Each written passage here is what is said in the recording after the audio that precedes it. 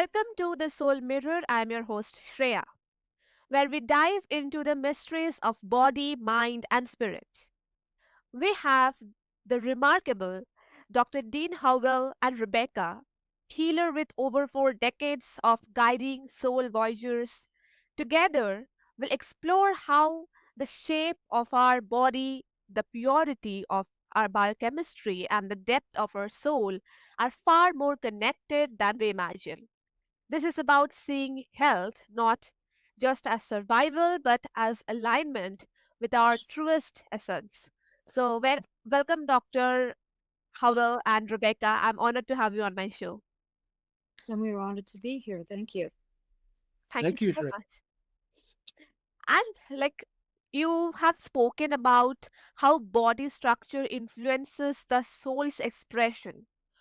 How do posture and physical alignment affect our spiritual journey? Okay, well, the the first thing is that since we're in corporeal bodies and we're not just spirit only, the way that our bodies operate makes a difference in how our soul can function. So I became convinced of this in the 1970s when I was a teenager, and I tried the explorations, LSD and psilocybin and meditation and yoga, and and I found that many of those different things really made differences in the way my brain and consciousness seemed to operate.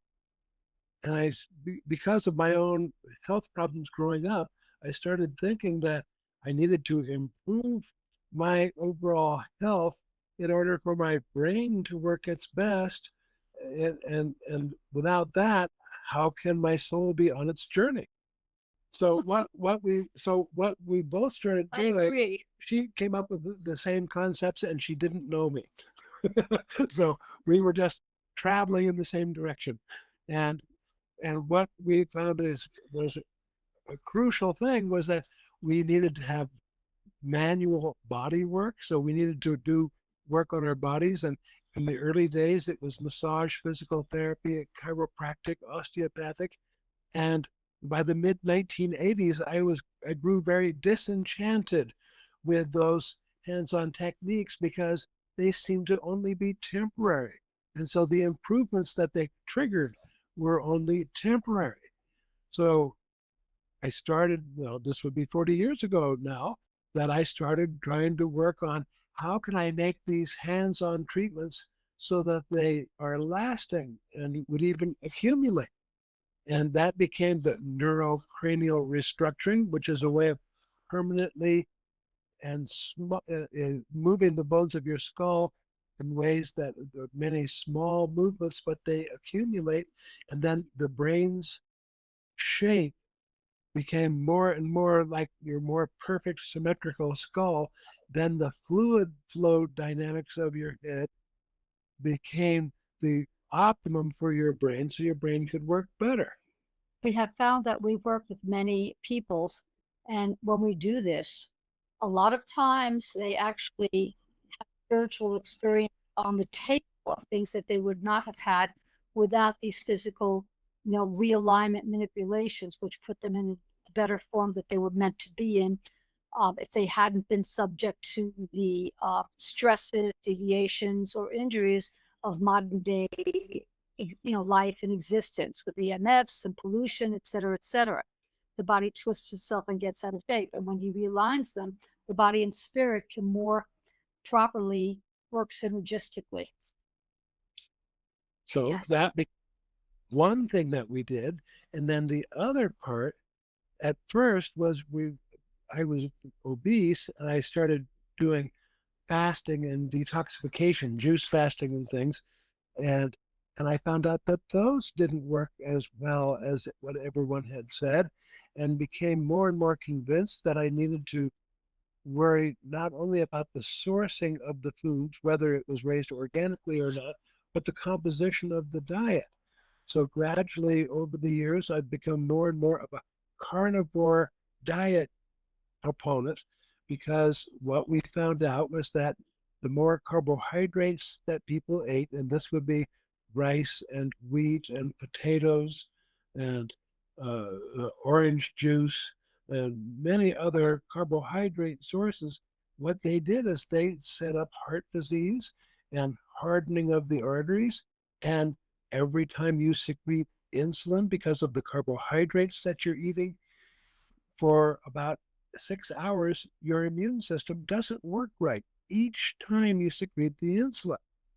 So what we found out is that we had to change people's diets away from the carbohydrates and then started killing parasites, yeast, fungus, removing heavy metals, Yeah. neutralizing vaccine residues, killing off bad bacteria as well. Of course, most of the bacteria in your body is actually healthy. In fact, Okay. about 90% of it helps you. It's the other 10% that gives people issues. So when we started doing all of these things at the same time, the body gets to a point where it starts self-correcting, self-healing.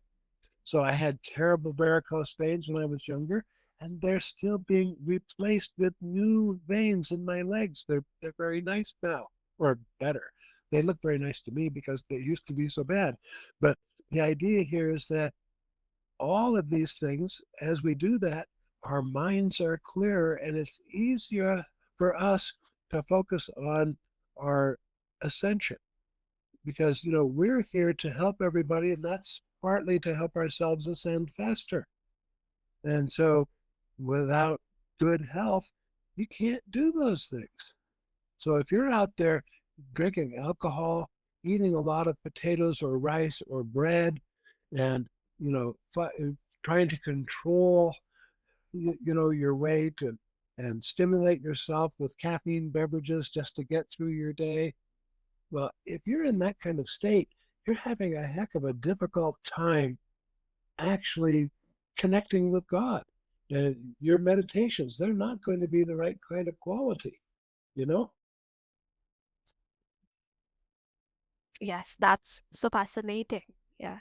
And thank you for sharing this with us and our audience. And you often emphasize biochemistry. So, how does food and chemistry that we consume shape our spiritual awareness? When we eat badly and our biochemistry is just controlling blood sugar all the time, and the liver is, switching back and forth between burning sugar and burning stored glycogen in your liver. When you're in that state, your mind, It's in survival mode.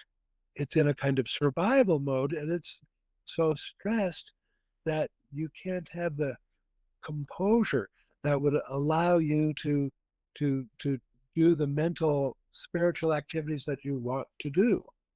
So we found it was crucial to make these dietary changes because of the if your liver was a car with a manual transmission, it means that you spend your day, you eat your morning breakfast, and an hour or two later you have to shift gears because you burned off the breakfast. So either you eat another meal or your liver has to change gears and burn stored energy.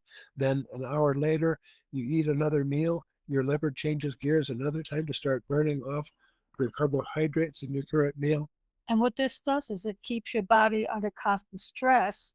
And when you're under constant stress, you can't connect and allow your spiritual being to be connected to the one source. It's like it's almost impossible. It's like you become self-sabotaging. You set up a block that keeps you from your true self. Yes. People will love that idea that purity within becoming purity without, almost like the soul shining through a clean window. And Exactly. also, many see the soul as beyond biology. So, It is. how do you bridge the gap between the physical sciences and this deeper unseen essence? Well, I disagree with people that think that their soul is in its current position is somehow separate from the body. Because you're in the body at the moment. It's your current vehicle. You're hard attached at this point.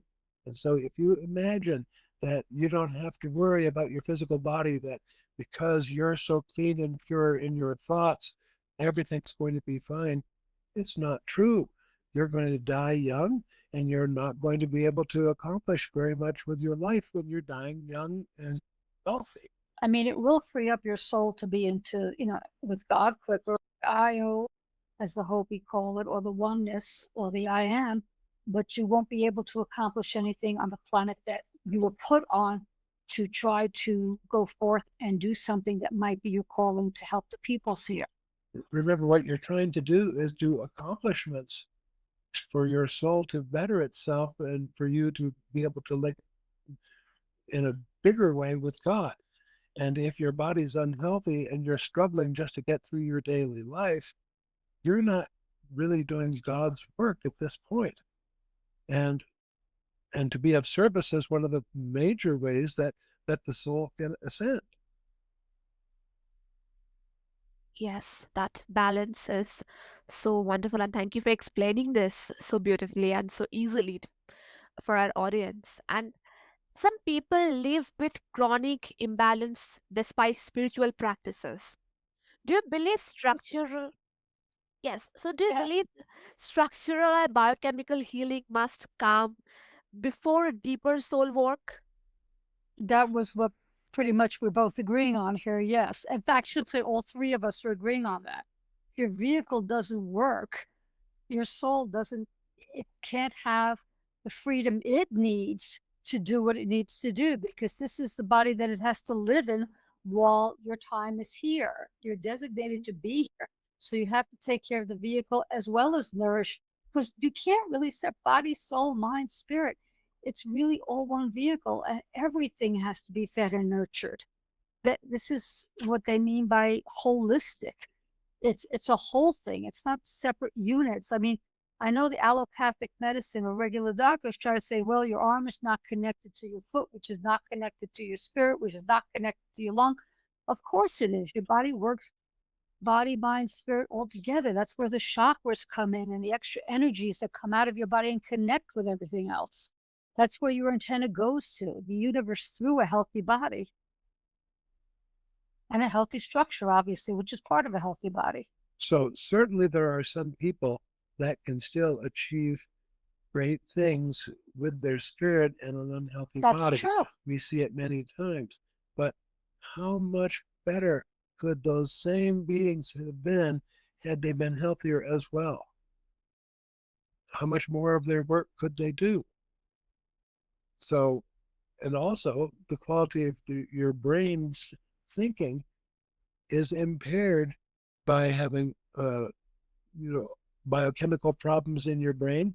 Means that your brain won't be as sharp, it won't be as smart, you won't understand as much, you won't be able to hold on to the larger ideas that are brought to us by God.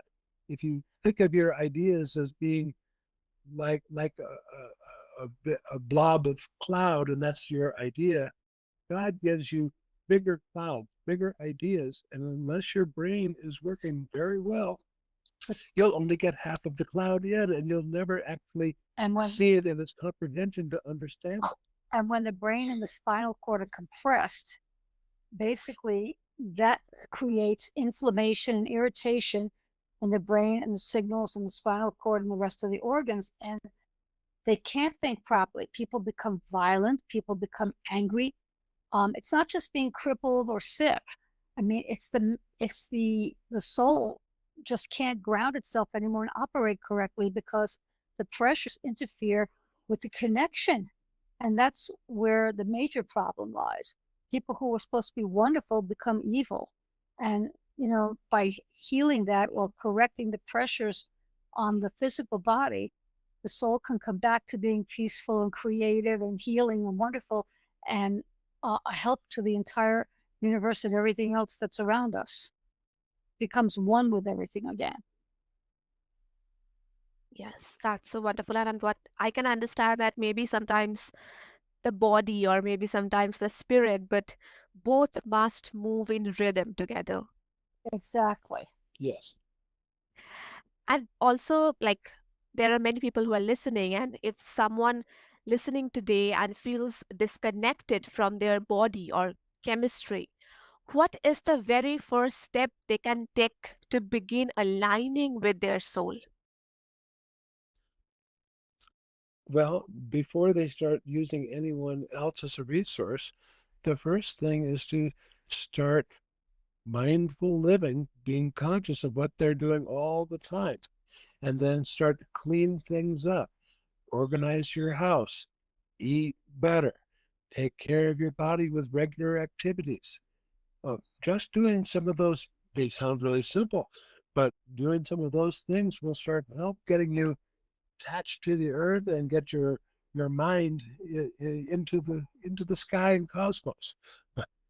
Then once you've got those things going, if you really want to pursue it more, then you work with people like us who coach people through the lifestyle changes and working with the parasites, yeast, Take the fungus, compression removing off the of your heavy brain and metals, spine. or you would come to see people like us and get the hands-on healing body work. And but start out taking care of yourself at home, then start reaching out and getting more advice so that you can get cleaner and purer and better aligned, and everything Yeah, in your life will work better. for instance, if people are cautious about electromagnetic fields, for instance, or pollution in the air and the water, or chemical toxins that they either put in their body or they're forced to put in their body, these things have been known to actually disconnect the mind body spirit connection. In fact, there's a man whom I'm not going to mention the name of because I don't want to get in trouble, who developed things to put into the body that he did because he knows it disconnects the soul from you. And that was the idea, is to make people become more like soldiers and droids rather than spiritually God connected peoples. And that's the thing you have to be careful about. Keeping yourself pure so that your ascension is always there and always a possibility. Yes, that's so grounding. And also, like, my maybe some listeners have this question also, like, how can they sustain that connection when life's pressures inevitably pull them back into imbalance?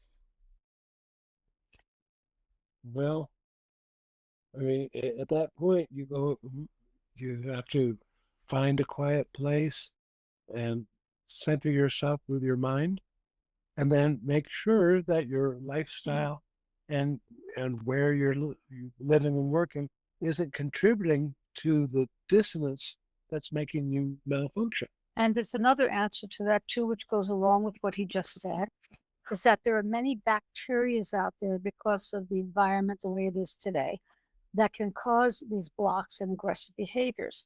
And what we use for people are different homeopathic like solutions, vibrations, rates, homeopathics, to eliminate those bacterial blocks so people can find peace again and then do the reconnection. And it has worked. I mean, I was one of those people who were totally at disarray at one point myself. And now I would say, I mean, I'm not saying I never get stressed and I never get crazy. I do. Everyone does.